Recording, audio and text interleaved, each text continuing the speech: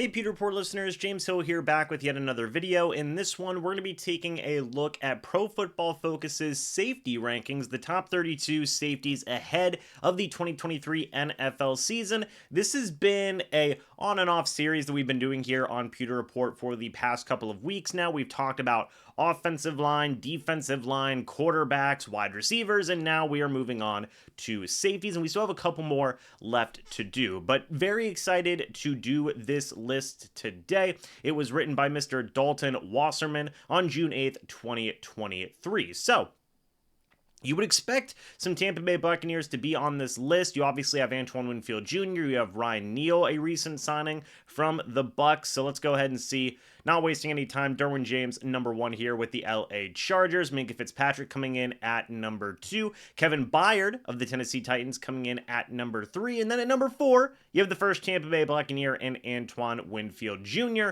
The paragraph reads as follows. Winfield's coverage grade of 67 took a dip in 2022, but he still served as the enforcer in Tampa Bay's defense. He carried a terrific 89.4 run defense grade and missed only 3 total tackles. He is also an excellent blitzer with his 4 sacks and league-leading 91.1 pass rush grade serving as the evidence. Tampa Bay may have to win with its defense this year, and Winfield will be leading the way. So, hey, not a bad ranking at all for Antoine Winfield Jr. This has been a guy that a lot of Bucs fans have been high on for basically ever since he was drafted to the team. Now you're getting even more praise here from Pro Football Focus. Only 3 safeties above AWJ here on this list. Kevin Byard of the Tennessee Titans, who's a really, really good safety in his own right. You've got Minkah Fitzpatrick, which that dude's absolutely insanely talented. He's crazy. And I cannot believe that the Miami Dolphins still traded him to the Pittsburgh Steelers. Yeah, it was a great trade for the Steelers, and he really is such a key piece for that Steelers defense. Then you've got Derwin James, which, when he's healthy, he is, I think, safe to say, one of the top safeties. He was a guy that, or if not the top safety. I know that obviously a lot of people wanted him on the Tampa Bay Buccaneers. They ended up with Vita Vea, which, if I'm being completely honest, I think still worked out pretty well for the Bucs. But Derwin James is very good in his own right also. But AWJ coming in here at number 4, not bad at all. You keep on going down the list.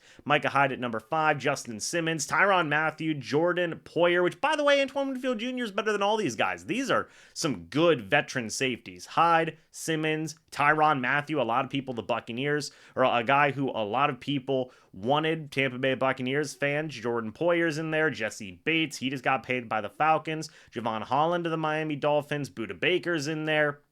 You have a lot of different names, but kind of go midway through. Chauncey Gardner-Johnson, in my opinion, I think he should be a little bit higher. He's pretty crazy. Jamal Adams at 16 is pretty interesting. I think that is certainly a choice to be made there, but we keep on going to mid-20s. Still no other Tampa Bay Buccaneers here. You have to keep on going all the way down to number 28 is where you run into Ryan Neal. So, hey, the Bucs have 2 safeties on this list. Not bad at all, in my opinion. And here is the list, or I guess I should say paragraph as follows. Similar to Cameron Curl, Neal broke out in 2022 after several nondescript years in the league. The Southern Illinois product posted an 84.4 coverage grade last season, 3rd best among qualified safeties. He departed Seattle for Tampa this season to pair with Antoine Winfield Jr. Neal's sample size is smaller than Curl's, but from week 7 onward, he was the best safety in the NFL. That's crazy. A similar showing could make his pairing with Winfield second to none.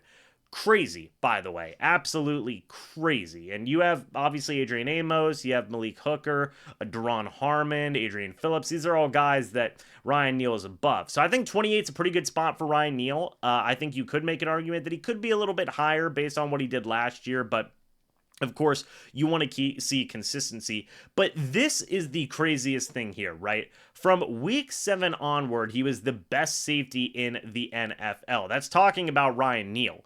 That's great. And the Tampa Bay Buccaneers got him on I believe a 1-year deal worth $2 million, something along those lines. So an absolute steal of a signing. This is a guy that we've been talking about a lot on Pewter Report for weeks and weeks and weeks now, ever since he signed with the team, because of the overall ability that he showcased last year and the absolute value that the Tampa Bay Buccaneers got in signing him. So it's very, just interesting to see Neal here at 28. The Bucs have 2 safeties there.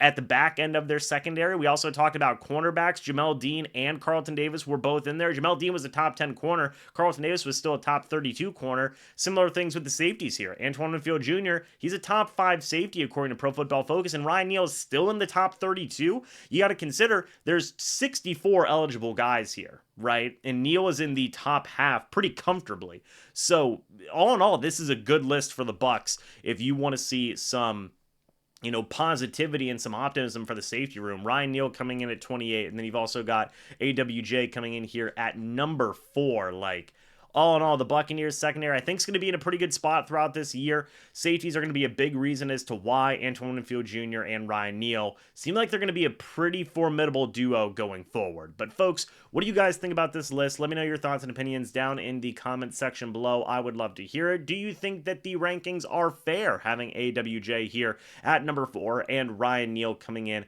all the way at 28? Would love to hear your guys' thoughts and opinions. Thank you guys so much for watching this video. Hope you all enjoyed. And as always, folks, we'll see you all in the next video or the next live stream here at Pewter Report. But until then, and as always, guys, goodbye for now. See you soon.